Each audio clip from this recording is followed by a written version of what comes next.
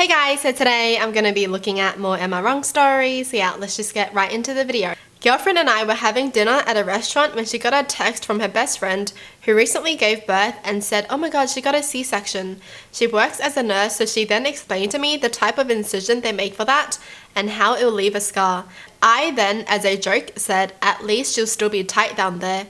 My girlfriend looked confused and then said that was a weird comment to make about a friend. I then said it is a very normal joke to make, and she disagreed.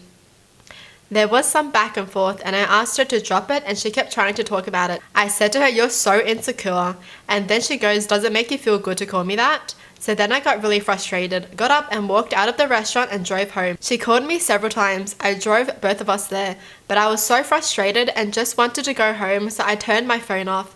She showed up at our apartment 30 minutes later and was really pissed and called me an ass and never reacted, and that she waited in the cold for 20 minutes for an Uber. Am I wrong for walking out on her and leaving her there for being frustrated? Is this a joke? Did this guy post this online as a joke? Like, he really thought someone would be on his side? You literally made a comment about her friend's privates, and then you called your girlfriend insecure when she told you that's not appropriate, and then you threw a little tantrum, and then you drove home without your girlfriend when you drove the both of you guys there. If I was the girlfriend, I would have dumped him for that. You don't just leave your partner stranded somewhere. Like, what? If you really love someone, you would make sure they get home safe. And he did none of that. Who would even make that type of joke about someone's friend though? Like, that's not normal. You don't just be like, at least you'll still be tight down there. that's nasty. Why are you making that comment about somebody else's wife? Are you kidding me? And he thinks he was correct for doing all of this? Gosh. Alright, moving on. My sister is 28 and I'm 26. My sister N has always had a strained relationship with our parents, especially my mum. I am clearly not privy to the reasons because things are fine with me and my parents. When N went to college, she met a creative writing professor as a freshman and they got close immediately. They would do a lot together and work closely on a few different writing projects. N never specifically said this, but it was obvious to anyone who saw them interact that they had a substitute mother and daughter type relationship, which hurt my mum a lot to see. I always thought she'd grow out of it or that the prof would move on, but 10 years later they are still very close. About a month ago, the professor died unexpectedly and it devastated N. She was really depressed over the holidays, which of course was all in front of my mum and was a difficult reminder that N loved the professor as a mother way more than she ever loved my mum as a mother. She still talks to my parents and stuff. They don't fight or anything, but N is very distant and doesn't tell them anything about her life beyond the bare minimum. My mum tried to comfort N, but N was doing her distant thing and didn't want comfort. Something unfortunate that happened to N is that when she got the call that she died, she was brewing tea and in the shock of the news she spilled boiling water on her arm, which burned her kinda badly on the wrist. I think the burn was like on the borderline of 2nd and 3rd degree and definitely still looked pretty rough during the holidays. N said it was especially hard because in addition to the physical pain, every time she looks at it, she's reminded of the moment she found out the professor died. I was on FaceTime with N and she said she talked to her tattoo artist friend who said that the burn should be able to heal well enough to get a tattoo over it. N then excitedly told me about her idea, which is a type of flower that the professor gave her a bouquet of for her undergrad graduation.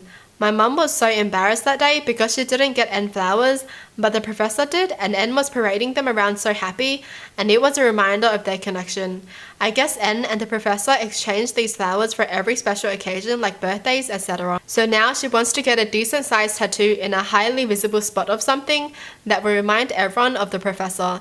I told N that this seemed really cruel to my mum, who already feels cast aside and like she's exiled from N, and that's without the constant permanent reminder. N kind of scoffed and said, I can't believe you think you have the right to tell me not to do this. Called me an ass and hung up and is still not talking to me except for a very brief text saying congrats for a promotion I just got. My parents aren't commenting. My dad said I should have just kept quiet even though he agrees, and my mum made no comment but seemed grateful I stood up for her. I feel like I was just being protective of my mum. But am I wrong? Okay, for sure I feel like it is not this person's business to tell someone what kind of tattoo they should or should not get. And about the mum and N, we don't know what kind of relationship they have. We don't know what happened in their life that made N not like their own mum. Okay? But it seems obvious that something happened and she just didn't feel loved from her own parents. Because you wouldn't find someone else as a replacement for your parents if you had a good relationship with your parents. So it's not N's fault for feeling that way, trying to find someone else as a motherly figure. Like, that's sad, okay? I don't think this person gets it, probably because they are the favorite, but they just don't realize. You know? Like, why aren't you being happy for your own sister that she got flowers from her professor?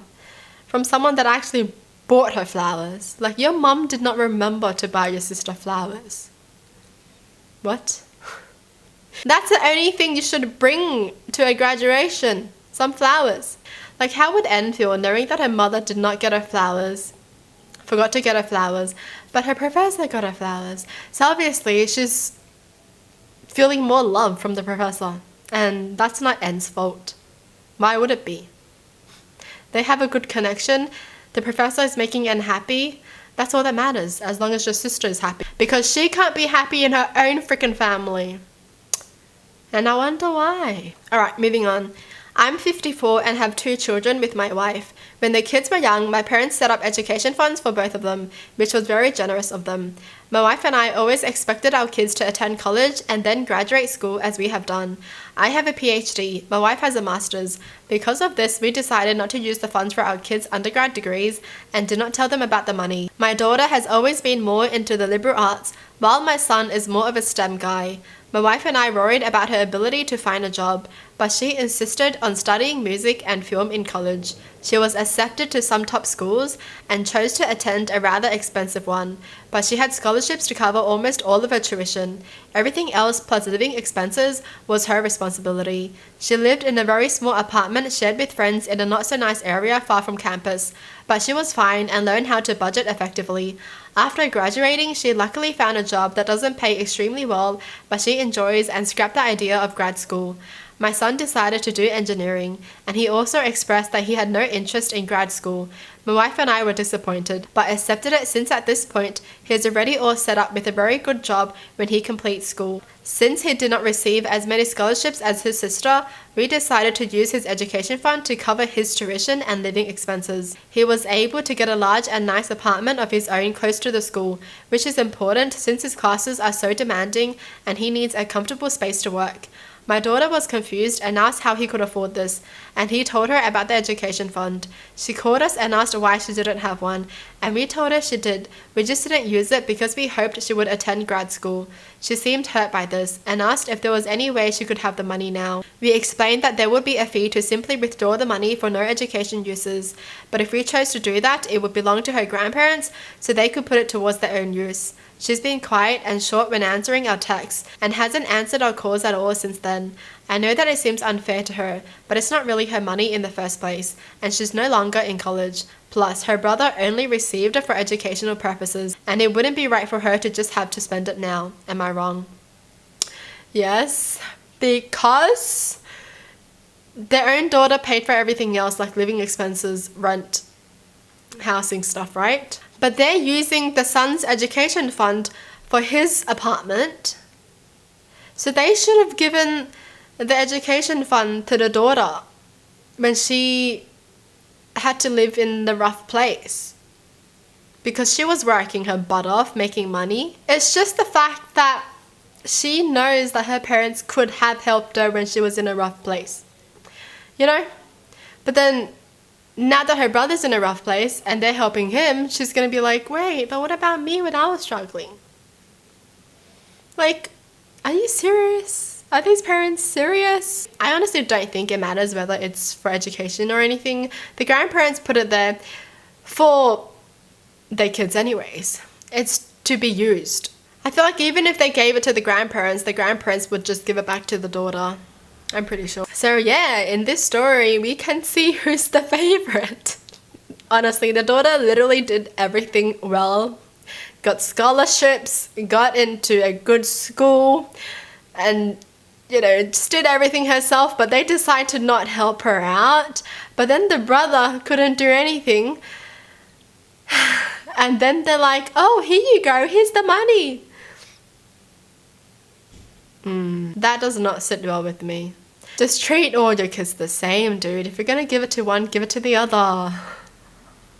Oh my gosh, the money is there for them to use anyways, dude. They could have helped your daughter out, but nope, they didn't. Well, that's it for the video. Hope you guys enjoyed. Tell me in the comments down below what your thoughts are. And as always, thanks for watching. Hope you guys liked it. And I'll see you guys next time. Bye!